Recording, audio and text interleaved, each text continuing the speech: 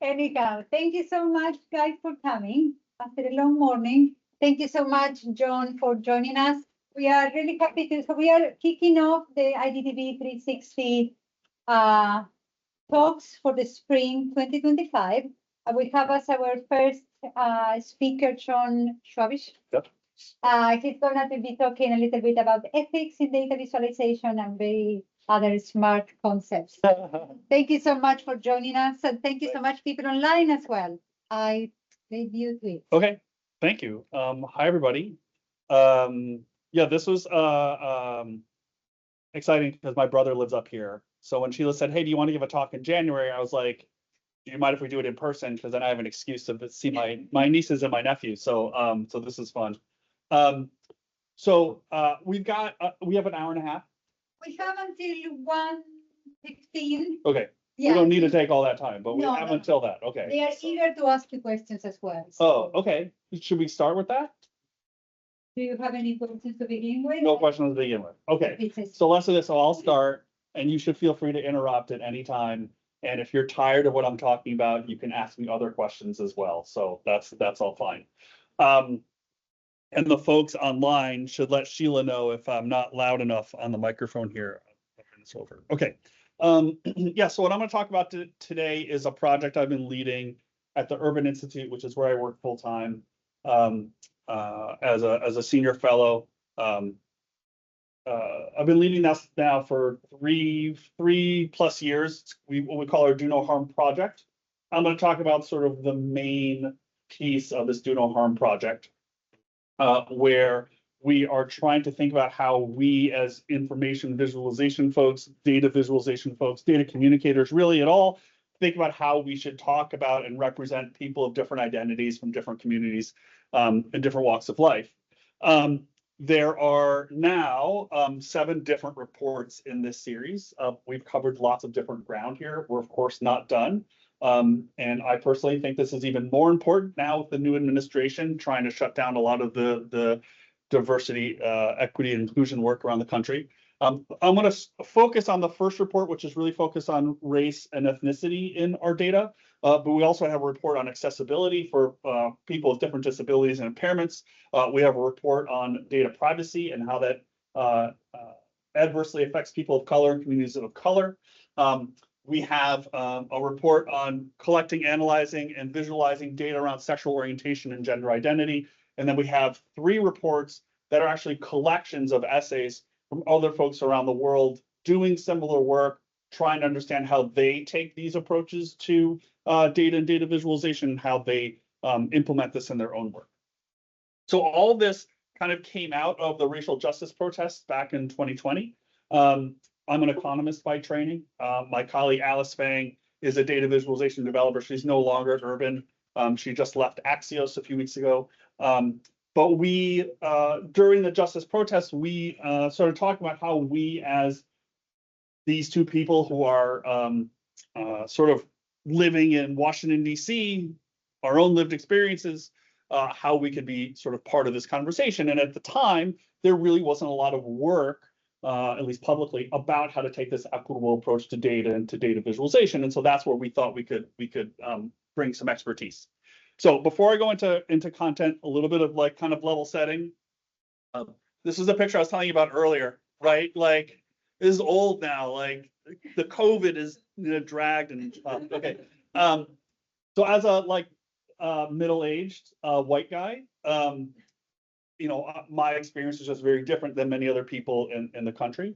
I am Jewish. I have had my own experiences with anti-Semitism. Is actually why I just got off of Instagram, because I made a comment, which I don't usually do, but I couldn't resist, on this video that was like from a television show. It was like terribly racist. And I was like, wow, that video is terribly racist. And the first comment I got in my Instagram feedback was like, that's because you're a dirty Jew. And I was like, okay, I'm off of this social media feed. So like, and I'm sure lots of folks have had that experience, but my experience is obviously very different. Had that experience, but I don't necessarily get afraid of what might happen to my personal physical safety if I'm, pulled over by a police officer, or if I'm walking through my neighborhood at nighttime. So it is just a fundamentally different experience. But Prior to my work at Urban, I spent a long time working for the federal government. I've thought about public policy and social policy issues for a long time. I'm a dad. I'm just a member of society. So I've just been thinking about these issues for a long time. And these are the sorts of things that I think we need to be talking about, even, or maybe even especially so in light of the new administration. Okay, so what I'm not going to talk about and what we didn't do is really explore visualizations that are explicitly racist. And unfortunately, there's lots of examples of that. I did want to show you sort of one of the most famous examples, maybe not the famous, but what I think is one of the more famous sort of set of racist visualizations that have really important impacts on people and communities. So this is one example of what are known as redlining maps. Have you all heard of redlining maps? I'm sure you have. You're at this bigger program. So if you haven't heard about redlining maps, you need to get someone in to talk about redlining maps. Ibram Kendi is right up the street, right, for another 6 months or so, right? He's moving to Howard, for those who didn't hear. So he's at BU for another few months. So redlining maps were created by a federal government agency in the 1930s, 1940s called the Homeowners Loan Corporation. So the short is the HOLC. And the HOLC's job was to assess mortgage risk in cities around the country, okay? And so what they were sort of tasked with doing is creating these assessments so that banks would have information about where they should or should not provide mortgages, right? And so the HOLC created a whole bunch of these different kinds of maps. This is one of Chicago. And so basically what you see on the map is the blue and the green areas are areas where the banks were encouraged to invest or encouraged to develop. So these are low risk areas. These are high value areas. Areas that were colored red were areas where the banks were discouraged from investing, right? These are areas where they were told essentially like, do not invest in these areas. And a neighborhood earned a red color if a single Black or African-American person was living in that neighborhood, right? And it didn't matter what the housing, what the quality of the housing stock was, didn't matter what the income levels were like, didn't matter what the employment levels were like. As long as there was a single Black or African-American person living in that neighborhood, it earned this red color. And I think when a lot of people look at a map like this, they don't necessarily see the explicit and implicit racist intent of this kind of map. But let me show you a description the HOLC wrote about this map of Chicago, but many other pieces of text that sort of say the same thing. And so this is what they wrote about this map. The neighborhood is graded D, so that red color, because of its concentration of Negroes, but the section may improve to a third-class area as this element is forced out, which I think we can all agree is like an explicitly racist sentence, right? It doesn't take much for us to understand that. But the maps themselves, because they are visual, have in some ways a bigger impact, right? But I don't think most people sort of see that instinctively. And what we have seen is that these redlining maps have had a long, large, and enduring impact on lots of facets of American life. So just from the last few years, a few examples. So this is from, well, I guess the now kind of defunct 538. They went into a few of those redline cities and they looked at segregation today compared to when the maps came out. And what they found, for example, in Chicago, is that you see the segregation today mirrors or mimics that, from basically 100 years ago in these redlined areas. In March of 2022, the Washington Post looked at air quality, and they found that redlined areas down here in the bottom, the distribution of air quality was markedly worse than other areas of these different cities. New York Times did a story on a few redline cities and found that, for example, this is Richmond, Virginia. They found that formerly redlined areas had less tree cover, they had more pavement, and then by extension had higher temperature gradients, which is, negatively impactful for lots of aspects of our health. And if you don't like that, you can even see how NPR sort of had the data for all the cities that HOLC created these maps for, and you can see again the higher temperature gradient for redlined areas versus the non-redlined areas. And it's not just where people live, it's not just these sort of things that it's sort of like what you might think of as like sort of old infrastructure, all these buildings that pavement sort of built, decades ago. In a story from the markup in October 2022, you can see that areas that were, this is in Kansas City, areas that were formerly redlined today have slower internet speeds and also higher internet prices, right? So you see these impacts even today. And the impact of these racist maps have had this, enduring impact on how American cities and American society is today. Okay, so again, we didn't sort of go into all of that. What we did was interviewed for this particular first report about 24 people working in a variety of areas. So data journalism, sociology, political science, economics, lots of different sectors to get their thoughts and approaches to how they think about taking this equitable, inclusive lens to their work. And I'd say, all told across these sort of 7 reports, I've probably interviewed and worked with over 100 people at this point to sort of build all this big body of work. And the one of the through lines that comes through in our discussions is this idea of demonstrating empathy for the people and the communities that you are working with, or that you are reporting on, or the visualizations that you're building. And lots of I think there are lots of good summary quotes here, but I like this one from Kim Bui, who's a data journalist in Arizona right now. Kim said to us, "If I were one of the data points on this visualization, would I be offended?" Which I think is just a good grounding point for each of us when we are making our visualizations, to think about the words that we are using to describe the different people or communities or groups in our visualization, the colors that we're using to ascribe to those different groups, maybe the icons that we're using those in our visualizations. And again, just think about, if it were you, how would you feel if you were represented in that particular way? So what I'm going to do is talk about some of the more practical pieces of this first report. There's a lot of bigger think things, like on how research funding is granted, how peer-reviewed journals are sort of run. We're not going to talk about all that. We're going to get into the more practical pieces. So when you go to your next class, when you're making your VR, well, I don't know who's doing the VR headset with the butterflies. There's maybe not a lot of racial equity stuff in butterflies. I don't know. Maybe they have their own racist hierarchy. I don't know. But when you're back to working with your graphs, your work later, you can think about some of these practical pieces. So let's start with language. I think it's a kind of natural place to think about taking this sort of equitable lens. We have seen an evolution in language. We always see an evolution in language. Language is always changing. It's always evolving. So this is a good quote that sort of highlights that.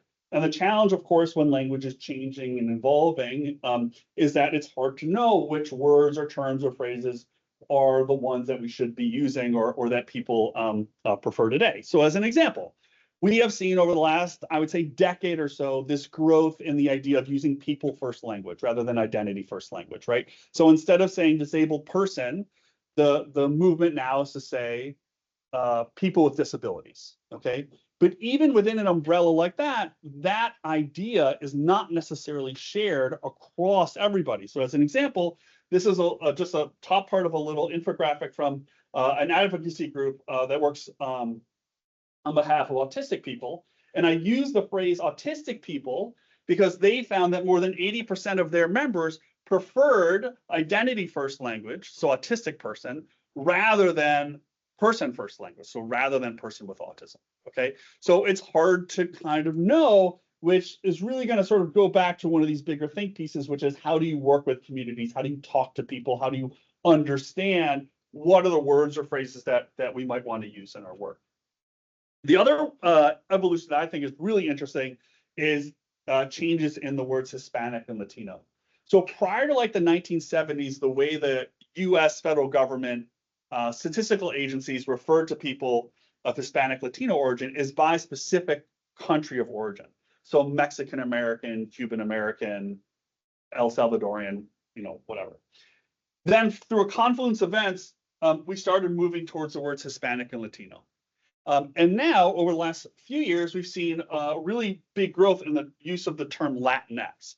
And the reason we've seen this growth in the word Latinx is it's trying to get around the gendered suffix of the words Latino and Latina. Okay, but the issue is, or the question is, how do people who identify as Hispanic and Latino feel about this kind of new word Latinx, which many people, although not all, many people of Hispanic Latino origin, may not like, and they may find difficult to pronounce. So This is the first bit of evidence I could find. This is from a 2020 survey that the Pew Research Center did. They interviewed people who self-identified as Hispanic or Latino, and they found that 2/3 said that the word Latinx should not be used to describe that particular group. Okay, a couple of years, or maybe a year later, the Gallup poll did a similar survey. They asked people who self-identified as Hispanic or Latino what's their preferred term. You can see that 23% said Hispanic, 15% Latino, 4% Latinx, and 57% said it doesn't really matter. And then Gallup did something very, very smart. And they said, okay, but if you had to choose, which of the terms would you choose? And so they did a follow-up question, and you can see here, 57% said Hispanic, 37% Latino, only 5% said Latinx. Still 2% said no opinion, which I really wanted there to be a third question, which was like, we're serious this time. You have to choose. But you can see sort of limited support here for the word Latinx. Yeah. Sorry, what do you think of this?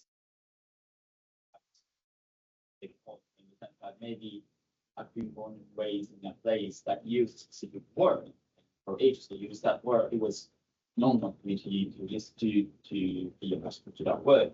And then some from academic fields, from I don't know from where, but someone invented a new word for something like that.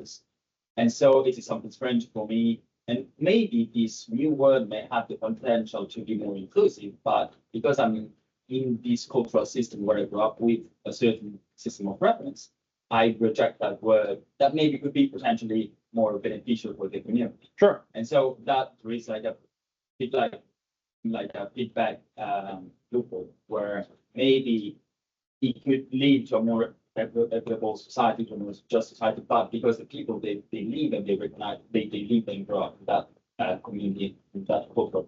Absolutely. And I would say that these data are supposed to be nationally representative. I'm sure this preferences differs by geographic area, probably differs by age and generation.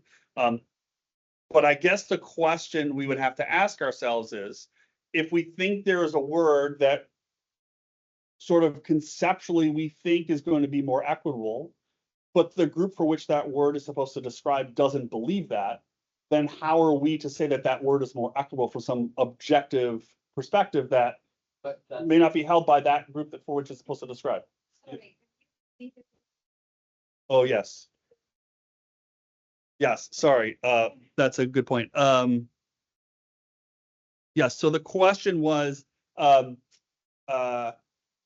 if we have a term that if the term is describing, for those online, if we have a term that's supposed to describe your particular group, but you have grown up in a system, structures, institutions where you are accustomed to using a particular word, a particular phrase, and you may reject a new word because it doesn't sort of correspond to your current belief system. Should we think about sort of utilizing that new word? Is that fair? Okay, great.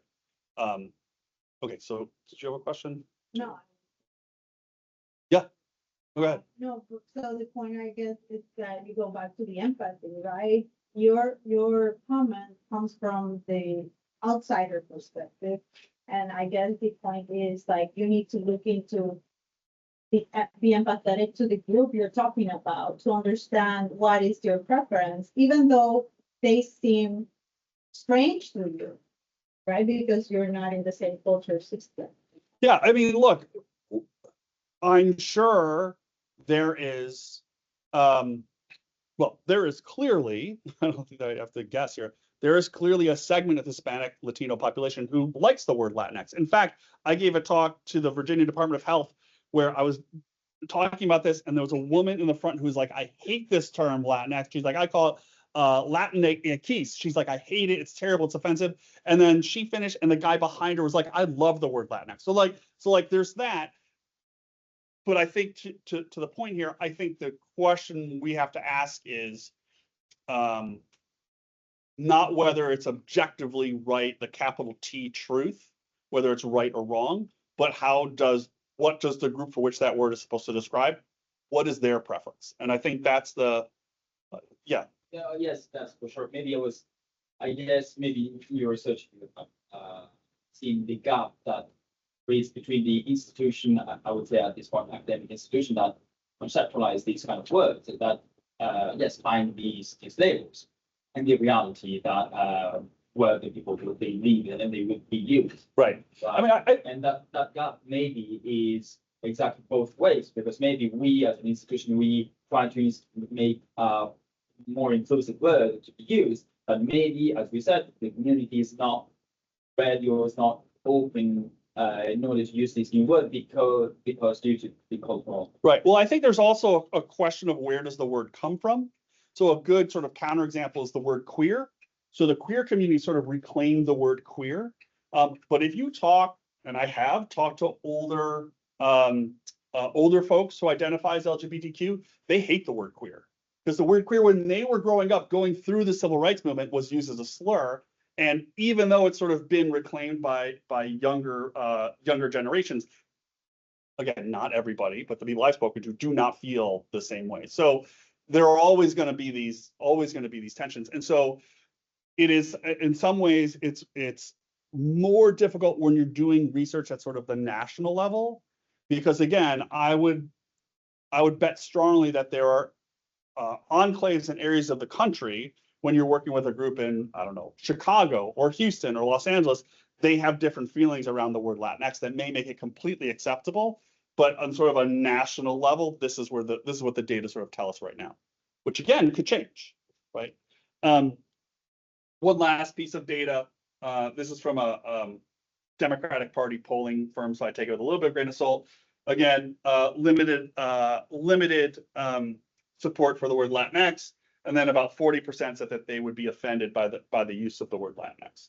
And so as kind of as a response, what we've seen is growth in the word Latina, which is sort of trying to still get around the gendered suffix of the word Latino, Latina, but maybe a little bit easier to pronounce, maybe more ownership by the community itself, rather than sort of kind of what you're saying, like coming down from on high, right? What does it come from?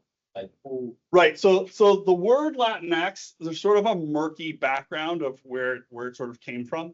And the sort of common belief is that it sort of came from a more activist political science academic world, whereas Latina is sort of coming from Southern California communities. And so I'm not going to go too far in like the anthropology here, but like that would be my guess why maybe Latina is sort of going to be is growing in usage, is because the community has more ownership of it. Okay, so with that in mind, let's actually look at data visualization.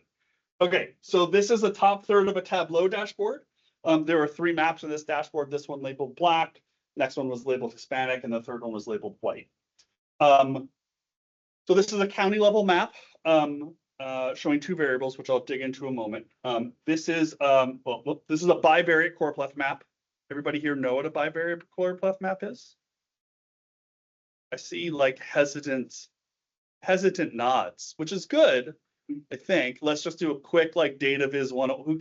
Who does data viz 101 here? Is there a data viz 101? Should we? Oh, sorry. Oh, there's action in the chat. Okay. Oh, okay. Data viz 101. Not Sheila. Okay, so any mistakes are we'll just say Enrico did it. Okay, it's Enrico's fault. Totally, it's Enrico's fault. This is not being recorded, but we'll just say it's Enrico's fault.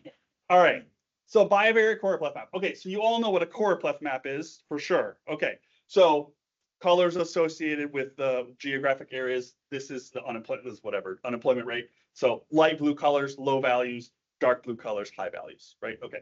Bivariate choropleth map works the same way, except instead of 1 variable, we have 2 variables. Very good. Okay, so let's zoom in, and this is what we have. So we have 2 variables. Along the vertical axis here is the label more poverty. So that's the poverty rate in each county. And along the horizontal axis here is the label more black. So that's the percentage of people who identify as black or African American in each county. Okay, so counties that have this sort of yellowish orangish color here are kind of in the upper Midwest part of the country. And then the very, very dark purple here tends to be in the southeastern part of the United States. Okay, so that's how you sort of read the map, which probably you all in this room know how to do anyways. Okay, but now let's look at the words. Vertical axis, more poverty. Okay, it's important to know that poverty is an experience. It's not a static description of a person or a household, right? My personal income can place me below the poverty line this year, but not necessarily next year, right? More importantly, I think for this work is the phrase "more Black," right? And it's of course worth knowing that Black, or recognizing that Black references skin color, doesn't reference people. Again, it's a good grounding point just to think about how would you feel if you were described as more in whatever that thing is, right? So for me, right, it might be more Jewish, right, or more Jew, which yeah. But like either of those, like you think about whatever your core identity is, think about how you would feel if you were described as that more that thing. And I don't think that's a real equitable approach. So what could we do instead? I mean, there's obviously a whole litany of things that we could do. Here we just use larger proportion of the Black population, larger proportion of people in poverty. And I'll fully admit that these are not as concise, they're not as short, they don't fit as, I saw you kind of turn your head, right? Like you don't really have to turn your head here, right?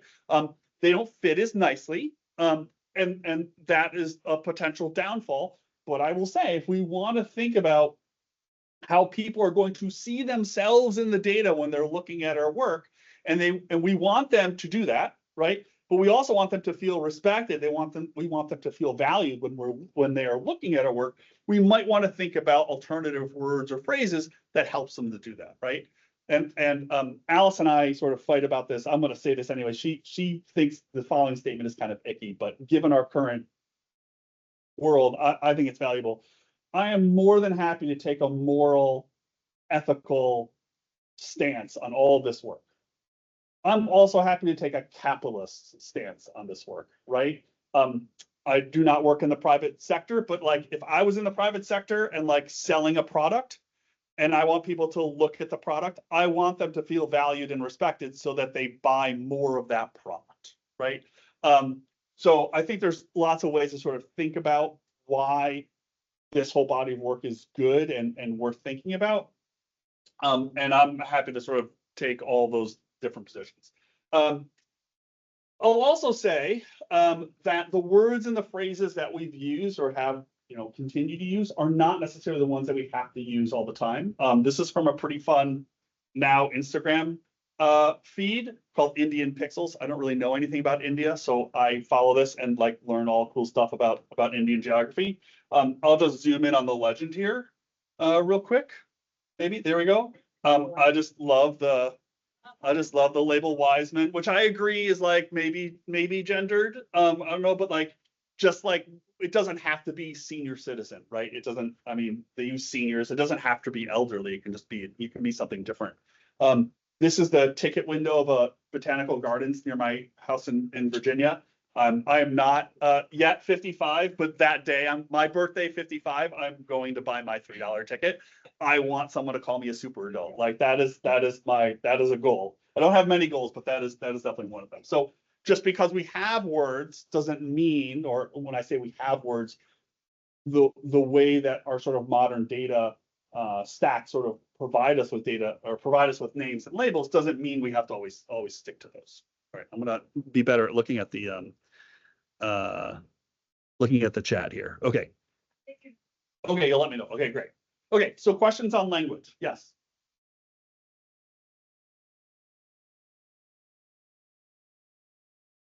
Yeah.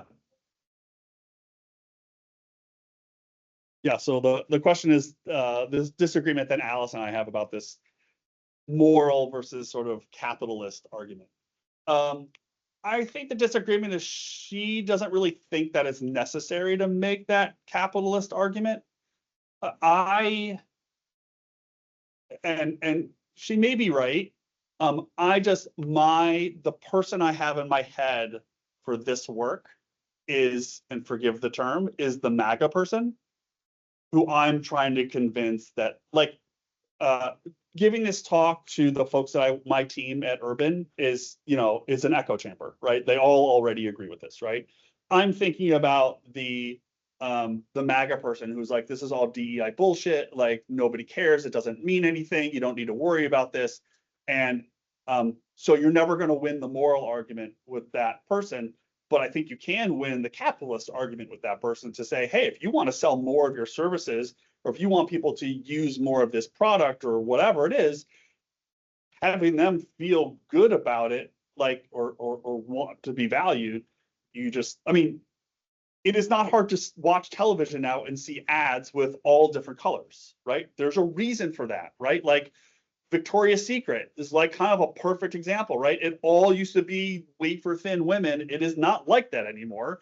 And there's a reason. It's because I'm sure there are fine, great, ethical people working at Victoria's Secret, but they're also there to make money. And they have decided that there's more to the world than the shape of, one shape of human beings, right? And so I think Alice probably doesn't think we're never going to get those people anyway, so don't bother, which I could also sort of forget. So we're working on this isn't really public now, we're working on a book version of this. And so I have like a whole section and a chapter on like this argument. She's like, we don't let no.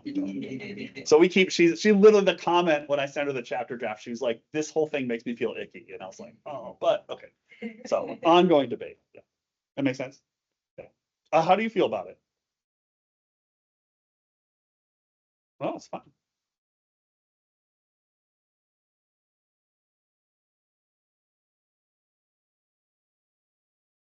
Yeah.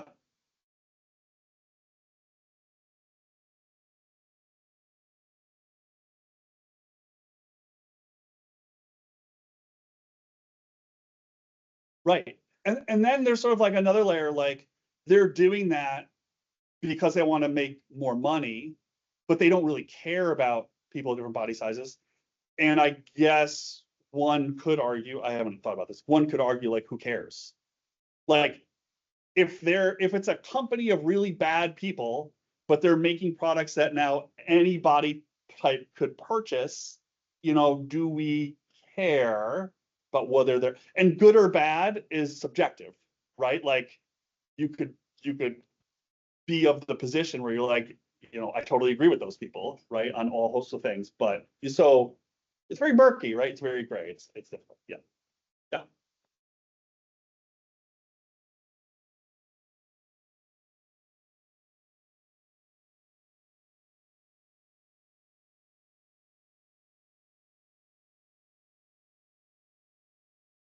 In like 2XL. Yeah. But are we seeing a 2XL person in their ads walking on their catwalk? Right. On this thing. Right. And I think the same way for like vegan, vegetarian food options. I Yeah. get mad all the time because I think about it from, a personal place, but also then from a marketing place, like you are making more money if you make more options for more people. Right. But then even if they like add more options, it could just be salad. And so it's like, okay, so you're checking the box of like, we've made an option for you, but you're not actually thinking about that person. Yeah. And like in all the ads on TV, they're still probably showing a steak. They're not showing. Right. So there's this disconnect between the marketing. There's a disconnect between maybe who they're trying to get in the door. Like I think McDonald's is a perfect example of what you just said, right? Like McDonald's for a while, I don't think they actually do this anymore. They started offering salads, but they didn't market salads. It was still I don't know. I go to McDonald's for Diet Coke and that's it. But like they still advertise the fries. They don't advertise the salads. Yeah.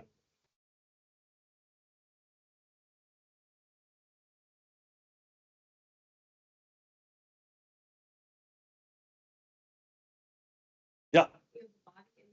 A lot of it comes from. Absolutely.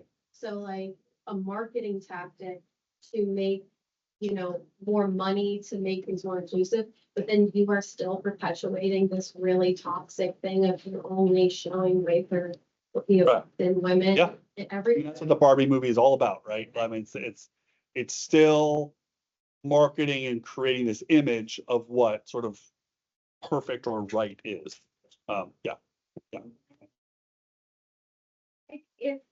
If it's just to convince someone of using this facial language or this language in general, but their practices are still discriminatory.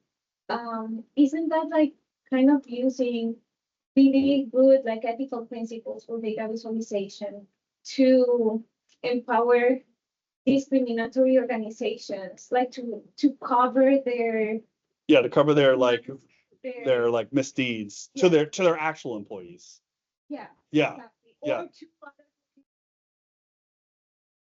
yeah.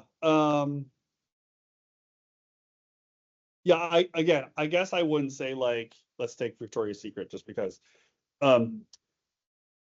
they may not, the people there may believe that they can make more money by catering to a wider range of body types, but they may not necessarily care about those different people.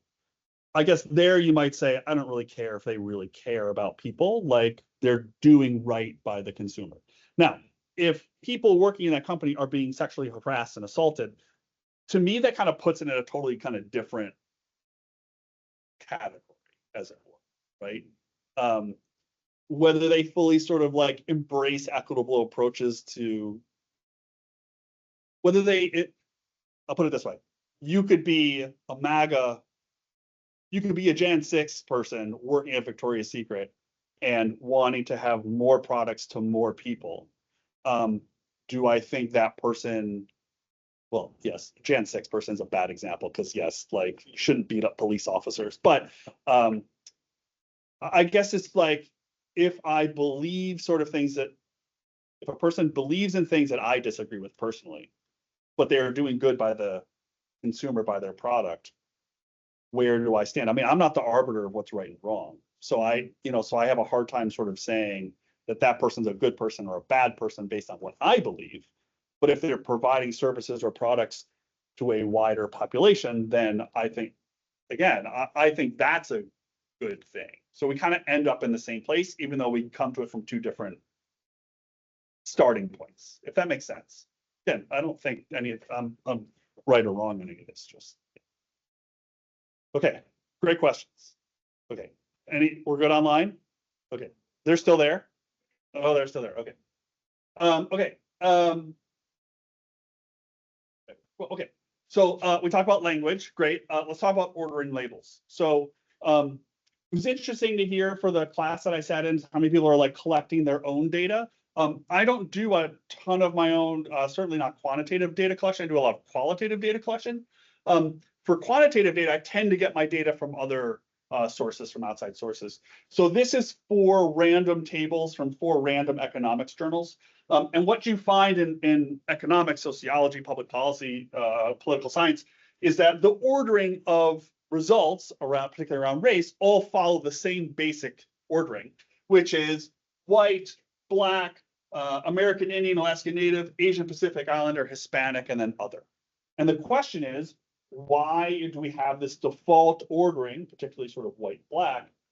Why do we have that ordering, right? And it's actually not surprising to me because the main data sets, particularly from the federal government, and then also flow down to lots of other organizations, because everybody's sort of following what the federal government does, basically sets up the questions in this default, in this sort of structure. So this is a questionnaire from the decennial census. And you can see here what it does. It says, what is person one's race? And the first option here at the top is a little checkbox, and it says white. And then it says, and the prompt here says print, for example, German, Irish, English, Italian, Lebanese, Egyptian, etc.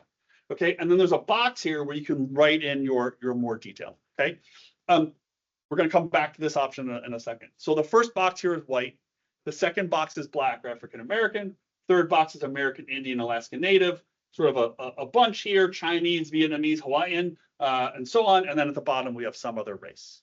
Okay, I just want to note here that what we saw after the 2020 census results came out is that Lebanese and Egyptian, this sort of prompt here, was sort of the I don't know what the right word is, like sort of the spark that started this whole conversation about people from the Middle East and Northern Africa being like, whoa, I'm not white. What are you doing, Census Bureau?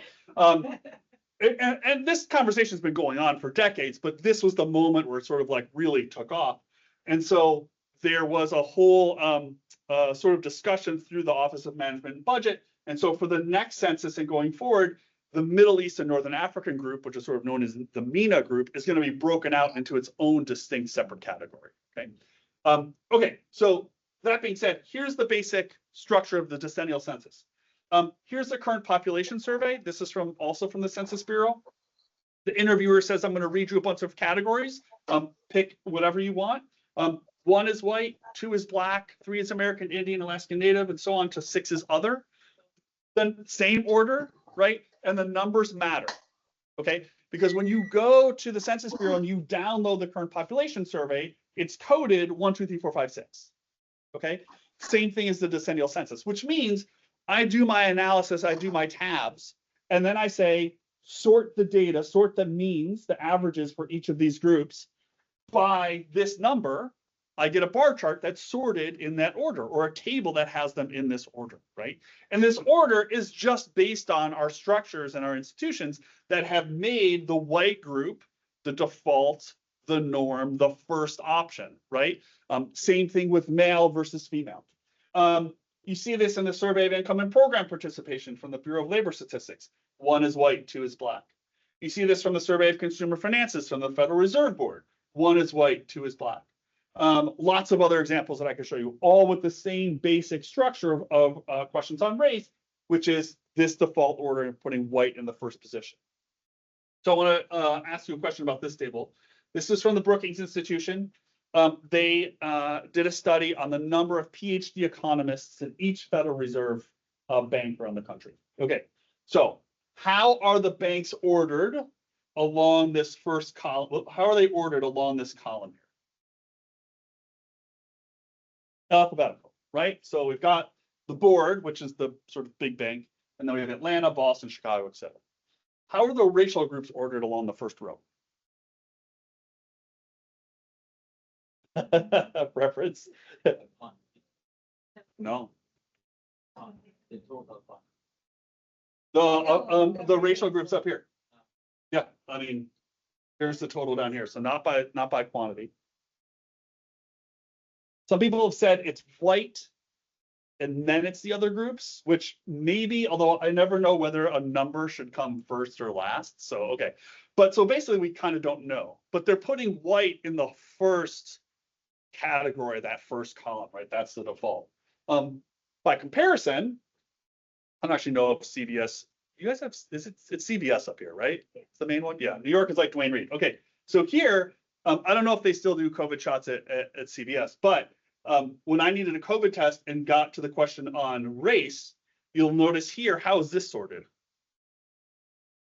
Alphabetical, even including the other, refused, and unknown, which can feel a little strange to see those sort of in the middle of the set of options. But at least the alphabet, that's kind of the one thing we can all still agree on, right? The letter B comes after the letter A. Like we've still, that's the last thing that the country agrees on, right? So I'm not saying that this is the right way to do it, but that there's not much of a decision process here you have to go through. So questions to think about, not answers, not rules, not guidelines, questions. Does your study focus on a particular group, a particular community? And if so, perhaps that group should come first, okay? Is there a particular argument, a particular story you're trying to tell? And again, and this I think is just good information communication. If so, the order in which you visually present the results should match the order in which you talk about it, say in the text or in the dashboard title, whatever it is. And then finally, maybe there's a quantitative relationship that can guide your decision making, right? Maybe it's the size of the population, maybe it's the size of the sample, maybe it's sorted by the size of the effect of the result. Whatever it is, again, there's not an answer up here on the screen.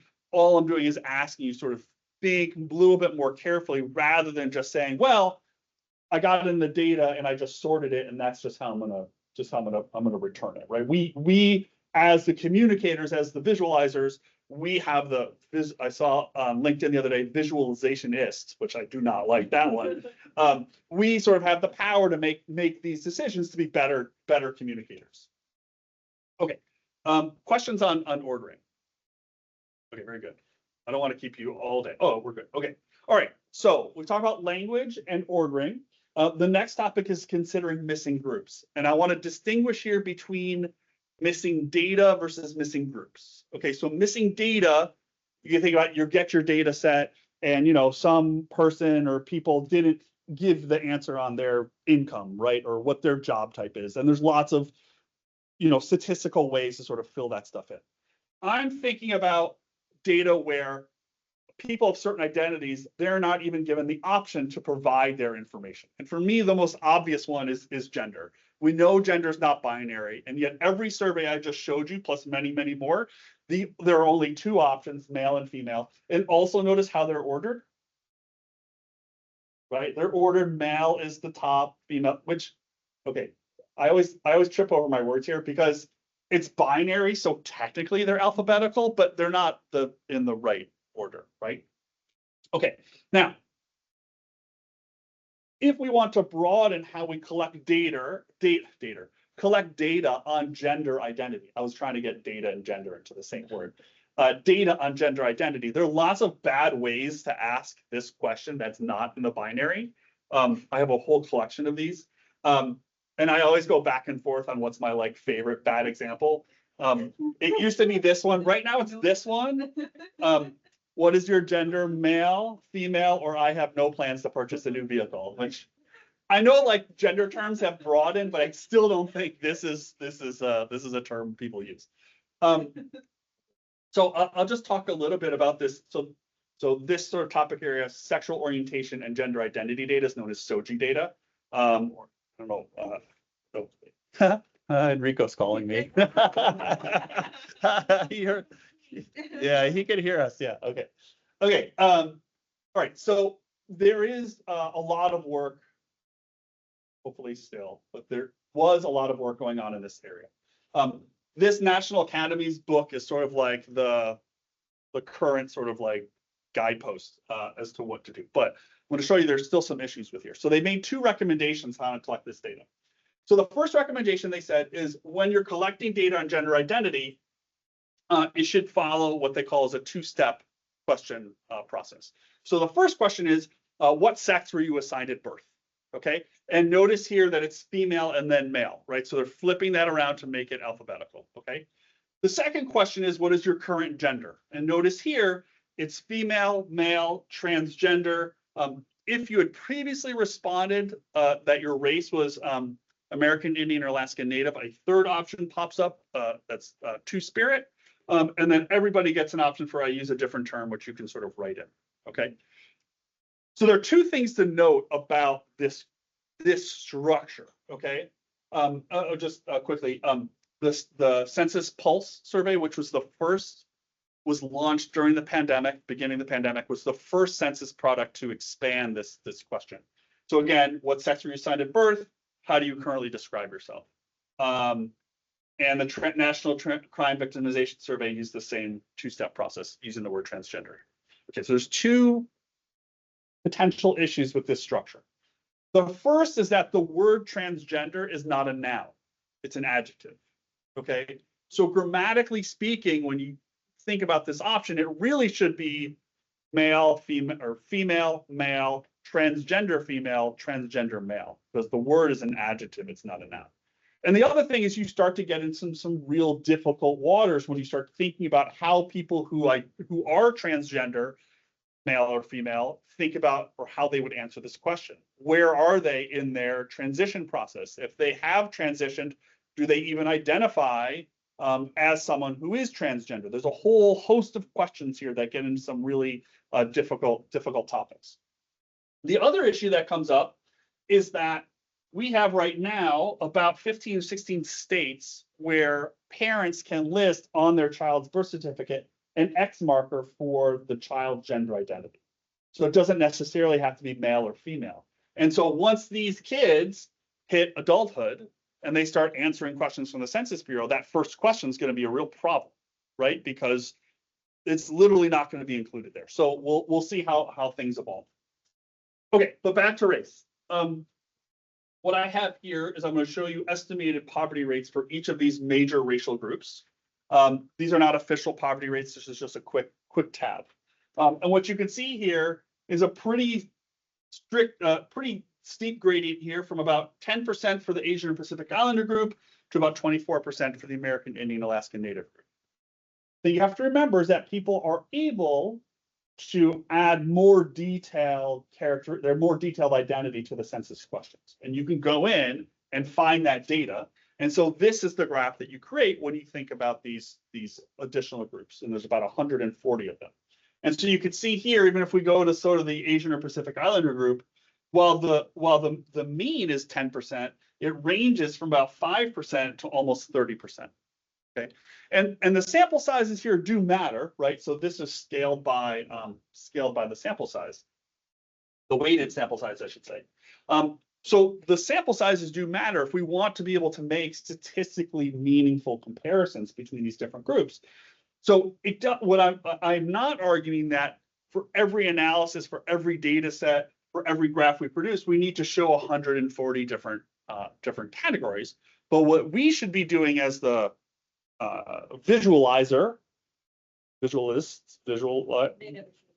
the person making the graph. I don't know. We really need to come around on that term. We need to at least acknowledge and recognize that there's more variation in our data that's sort of behind there that we may not be presenting in our graphs, right? Which is, I think, one of the reasons why graphs like B-swarm charts, stripped plots, even box and whisker plots or violin charts are in a lot of ways a better approach than a standard bar chart, because the standard bar chart just gives you these they would give you in this case, 6 single bars, and you lose that visual cue that there's more variation in the data. The other thing that's interesting here is the use of the word other, right? Because there's no better way to other people or communities than to literally force them to check the box for the word other.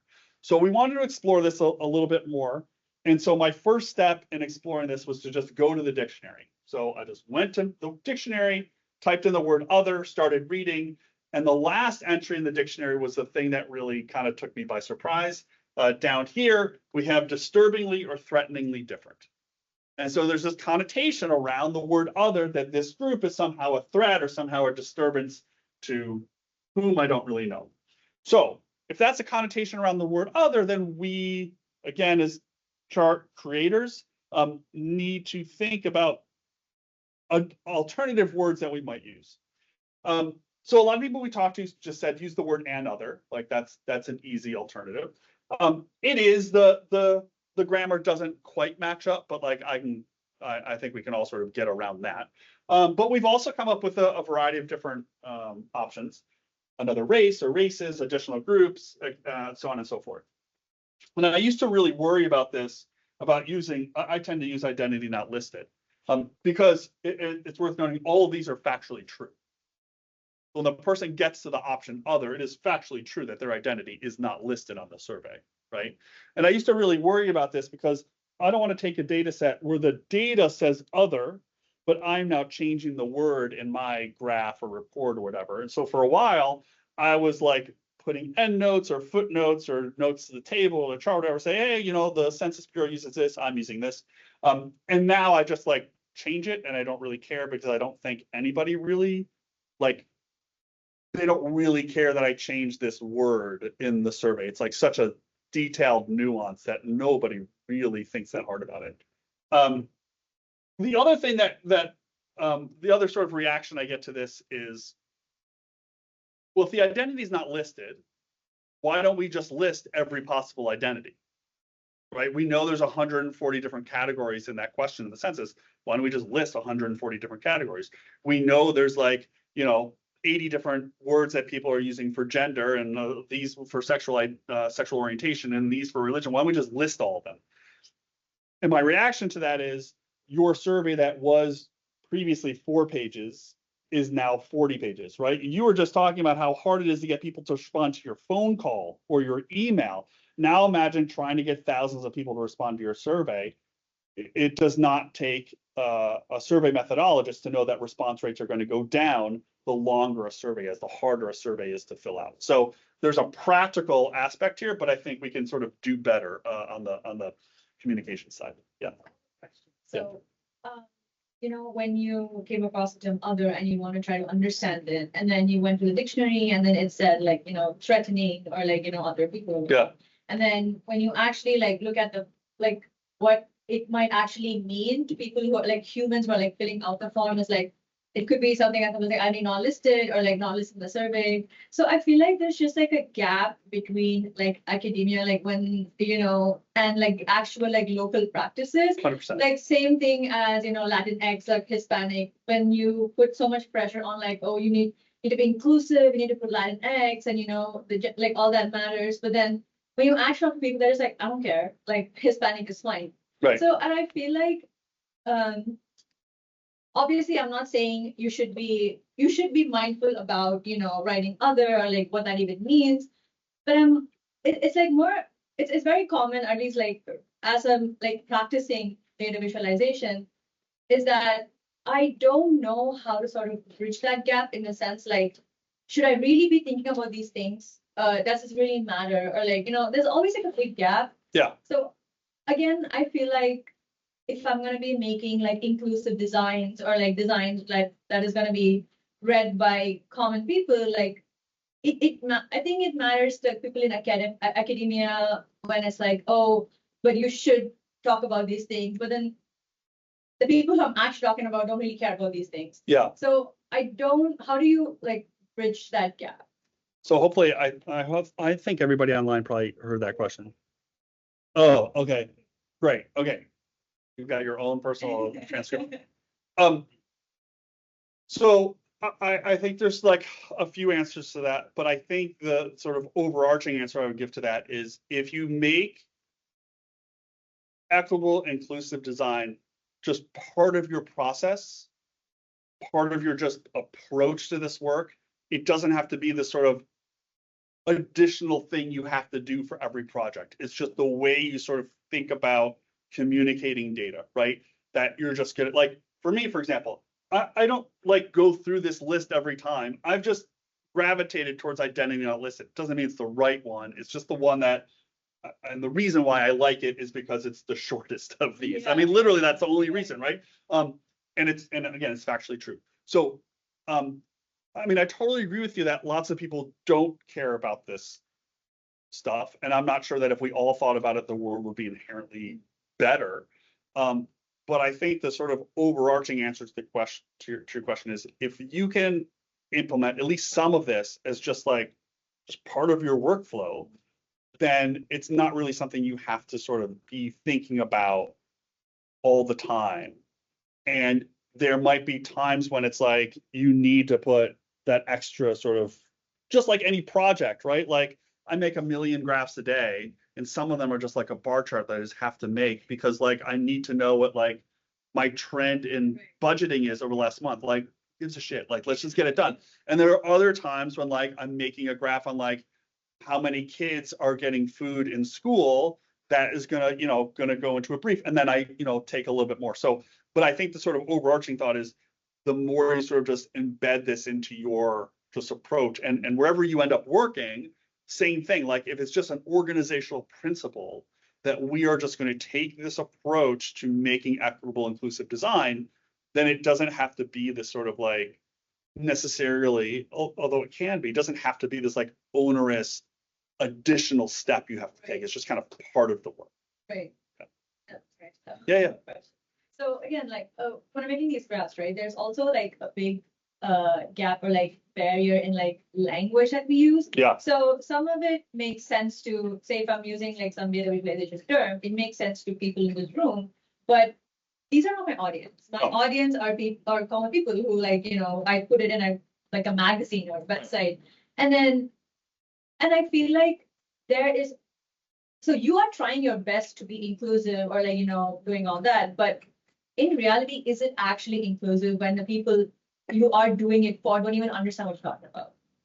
So do you mean you're using identity not listed rather than the word other and they don't notice? Yeah, or like, sure. I mean, that's what I'm trying to say is that, say, for example, I mean, I completely agree with you that the words that many of us use, particularly in academia, do not translate to what the broader population reads. I mean, we tend to use a lot of jargon, right? Researchers, scientists use a lot of jargon, use a lot of technical terms. Most people don't understand, and not that they can't, it's just not their experience. I mean, we at Urban, we spend a lot, we have a writing team that does a lot of like, for our bigger like narrative projects, they sort of take the research report and rewrite it Right, because they're thinking about a different type of audience. I mean, right, researchers, scientists, academics think about their peer, and Right. that is it. right.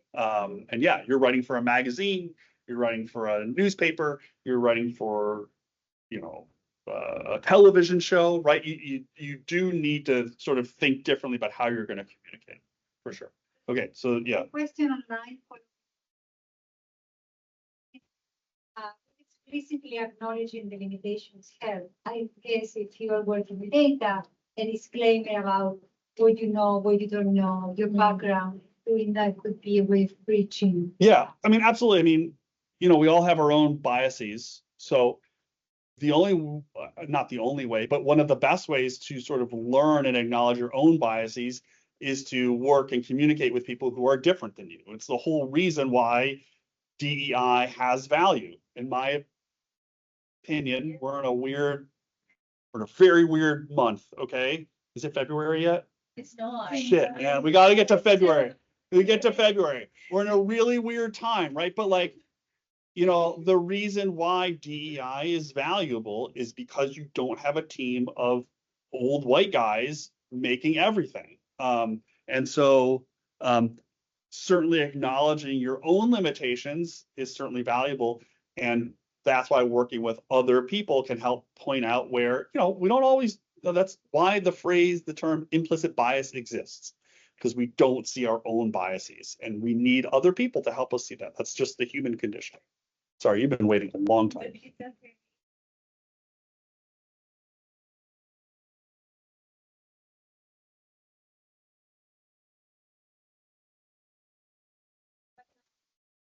And also, thinking about the question that Jacopo had about Hispanic or Latinx or Latino, isn't like representation, like a way to address all of these issues that we're having without having to guess how someone else would feel? Because even if you have a diverse team, if your diverse team is still not part of the community that you are trying to address or part of the audience, putting yourself in the shoes of other people, it sounds. It's not easy the to whole do, thing. Yes, it's but- not the whole thing. But even if you try to do that, there are things that don't go through your body that you just don't experience. And having someone that does experience that identity and that way of perceiving the world, maybe that could actually inform what language you use. If you use Hispanic or Latino or Latinx, or because it depends, like even inside the Hispanic population, there is no consensus on Latino or Latinx. And a lot of these decisions of like ethical ways of doing stuff still come from academia and a very wide Yeah. global North academia. So how do you see the role of representation, especially like in this current political climate where representation is actually gonna decrease, I guess? Yeah, I mean, I think I don't have a great answer for that, but I'll tell you the answer that I have questioned our executives about. So I do a lot of work on nutrition policy, right? And so food stamps, SNAP is part of that work. And for a long time, our sort of DEI stuff was like, we need to hire more people of color to join these teams. Just because you're a person of color doesn't mean you know anything more about being a SNAP recipient than I know about it, right? So I think the DEI has always been on the like skin color and focus less on the lived experience. And so I think a lot of us, I say us at Urban, there's sort of a growing group of us who are focused more on like the lived experience. How can we find, and they may not be PhD economists, right? And that's okay. It may just be working more with communities, which means from very specific to our work financial structure, which means when we get a grant, we are thinking about how do we use the grant money to provide it to our communities to be involved in the research process. rather than just leaning on people or, saying, oh, we hired a African-American economist and therefore we know what we're talking about, because we don't, right? Like, it hasn't solved any problems, right? And I've talked to, like, the president of Howard University, like, came to us and I was like, well, he's like, yeah, it's not about skin color. It's about the actual experience of this. I will say that I heard yesterday that the phrase lived experience from certain federal agencies is sort of, they think it's falling under this DEI thing. So they're not going to let the phrase lived experience sort of be part of government publications. So yeah, I don't know if that's a great answer, but that's how I'm sort of thinking about it. There's a whole bunch of stuff going on here. You got it? Okay, good. We're all set. Yes.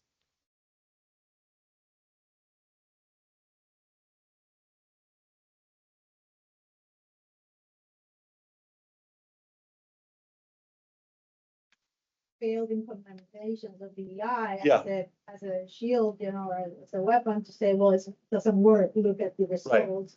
And I think it's the fact is, like, we're reframing our world with these concepts when we were so structured, and our categories are very specific and siloed, and we're trying to reframe ourselves, and it takes time. And I believe it's just gonna be up and down for a while we find our new. Right. And I think obviously there is a large segment of the population that believes DEI means lower quality, right? And that is a problem. And I think that we also need to recognize that the reason why DEI policies are valuable is because we're not just thinking about today, right? We are not thinking about, from economics, right? Here's a crop of potential PhD economists we can choose from.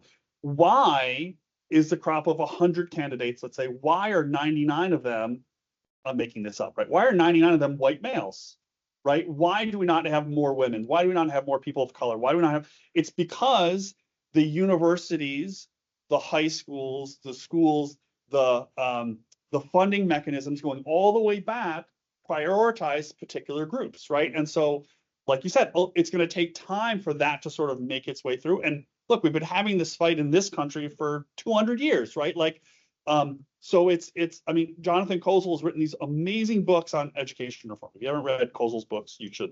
They're amazing. But like, his whole argument is, when you have white, upper middle class families leaving the inner cities, you are left because of the way America funds its public schools, you are left with poor inner cities, and the quality of the schools falls because there's just not as much money. And that filters through to hiring professionals. So, you sort of start peeling back the layers and you can see it pretty quickly. This is great. I really appreciate all these comments. Okay. I'm going to, okay. Whether you agree, I have one line. Whether you agree or not, like, calling people something else is not, we don't want to do that. Okay. So, okay. And like, so this was 2020 election. No, this might've been this is 2020 election. You think we'd learn? This is from June of 2024 from the Centers on Medicare and Medicaid Services. They had data on SOGI data.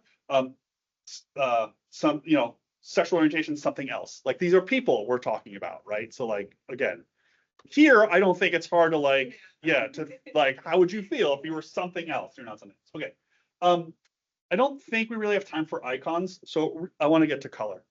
So real quick on icons, like, this is sort of my favorite bad. Okay, so really quickly on this. This was sort of an infamous chart. I don't know, have people seen this before? Oh, you've all seen this before? Yeah. Who showed it? Where'd you see it first? No, it was. Enrico? Was it Enrico? Wasn't she? Oh, Pedro. Oh, Pedro did. Okay, yeah. Okay. So, or it's always Enrico. Yeah. So this graph came out, right? Okay, so let's do a little Data Viz 101. So why is this graph awful? There are multiple reasons. Why is it awful?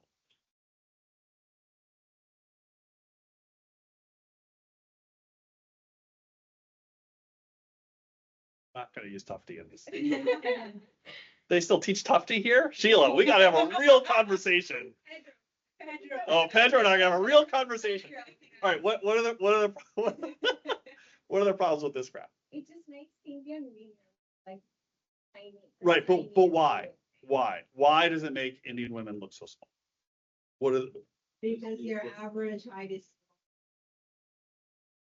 yes, so that would mean that but why is this icon so much smaller than the other icons?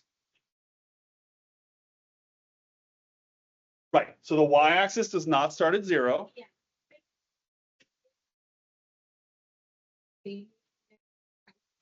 Right, but I just want to back out of the equity piece for a moment, right?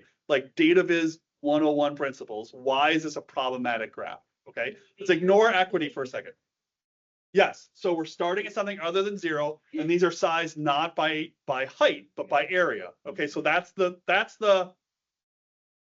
data viz bar chart problem. Okay, now we can talk about, it's got the stereotypical pink colors, it's got the sort of dress thing, right? Okay, so we've got that, right? I used to make fun of this for the same reason you just said, Indian women must be like offended by this. And then I had a student who was from Latvia. And she was like, well, what about me? Like, she's like, I'm not 1,000,000 feet tall. I was like, good. So then a woman I was following on Twitter, who neither of us are on Twitter anymore, but she tweeted this out. I'll read this in the back. As an Indian woman, I can confirm that too much of my time is spent hiding behind a rock, praying the terrifying gang of international giant ladies and their Latvian general don't find me. So I love this tweet, and I love this tweet for the like very kind of fun, simple point that like you got to be careful with icons, right? For this exact reason. Okay, so real quickly, you see stuff like this. I mean, this is kind of like poverty porn kind of stuff. Like you just want to be careful. They did a whole bunch of places. This sort of thing is like, leading scientists, white male. PhD students, white male, media experts, white male, Karen from Facebook, a woman, right? So like just the sexist stuff kind of comes through too. If you go right now to Google and you Google nurse icon, you're going to find mostly sort of feminine looking icons. Boss icon, you're going to find mostly sort of masculine icons.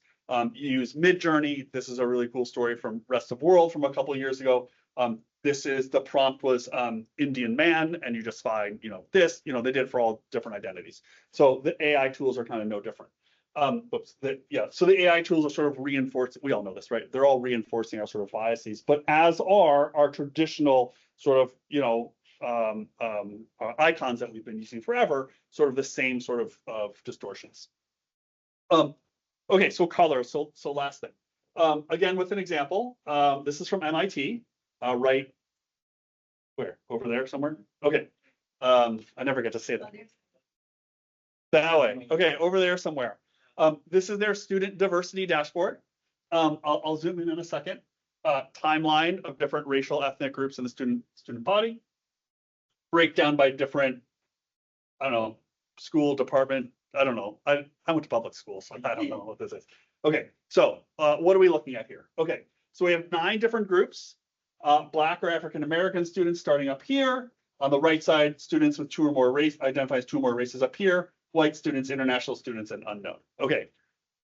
There's a whole host of potential problems with this legend. What are they? The gradients, colored. What's wrong with the gradient color? Then the face value, like an increase and decrease in value when it's a categorical. Yeah, so if we go back to our choropleth map, it's basically the same thing. So it's sort of implying here, abstracting from the numbers, that Black or African American students are somehow greater than, Asian students. Okay, what else? Yeah. In Western cultures, red is sort of bad, negative, scary. Yes. Yeah. Yeah, white is the only group that gets its own color, right? So the inference here is that what we should be doing as readers is comparing all these groups to white students. They're the norm, they're the default. Okay, anything else? Also, international is not a race. Yeah. I mean, it's like, yeah. But yeah, it's sort of these shades of gray, right? Okay, so after some, now this is, what did I say this was? June of 2020. So after some, so Twitter was kind of still a thing then. So after some gentle pushback for Twitter, not for like regular people talking to one another. So gentle for Twitter, they revised it. This is what they created. Same basic structure. Here's the new color palette. Basically the same. I mean, you know, some slight differences, right? So, you know, okay. But also like this task of choosing 9 separate, distinct, contrasting colors is not easy to do. If you go to Color Brewer, right, and you pick out 9 category colors, you still get shades of, you know, green and blue. So it's not that it's easy to do, okay?